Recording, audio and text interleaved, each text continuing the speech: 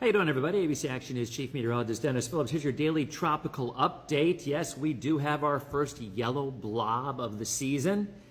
Again, nothing to worry about. Typically in May and even into June, if there is a tropical system, pretty often it's in the Gulf of Mexico or the Caribbean, but the track would take it north and east, this over Cuba and out to sea, so no problems whatsoever. In fact, the majority of the time you see something like this in June, they don't get very weak and they can create some rain, which a lot of folks in Florida obviously need. So bottom line, nothing to worry about here.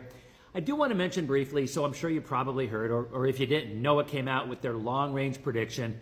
No surprise here. Something like 17 to 25 named storms, something like that. Look, we all know it's going to be a very active hurricane season. Look, that's a given. So if you're thinking, they're just wrong or we're not going to get them, no, there are going to be a lot of named storms.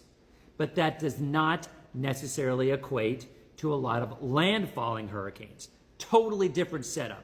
Look, when you have a lot of storms developing, sure, the eastern side of the U.S. may have a slightly higher probability of landfall. Certainly the panhandle of Florida westward would, for a number of reasons, and I'll get into that over the season.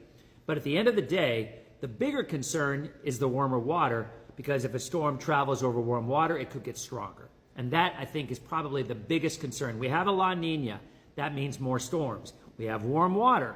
That means potentially stronger storms. But I'll say it again, just because there may be more storms forming does not mean there would be more landfalling hurricanes. So it only takes one. One quick story. Back in 1992, quiet year. I mean, the first named storm, the A storm, was in the middle of August. That A storm was Andrew. I think people in South Florida would probably argue with you if you said it was a quiet year. So my point is, it only takes one. We all know, look, we live in Florida, right? If you think, I'm going to live in Florida, we're not going to get hurricanes, you're in the wrong place. We're going to get hurricanes. There's no way around it.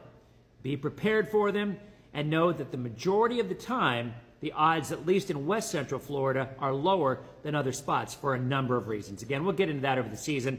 We just wanted to let you know, yes, there is a yellow blob that isn't going to do anything, and outside of that, no development expected. Have a great holiday weekend, be safe, and we will see you on our next Tropical Update.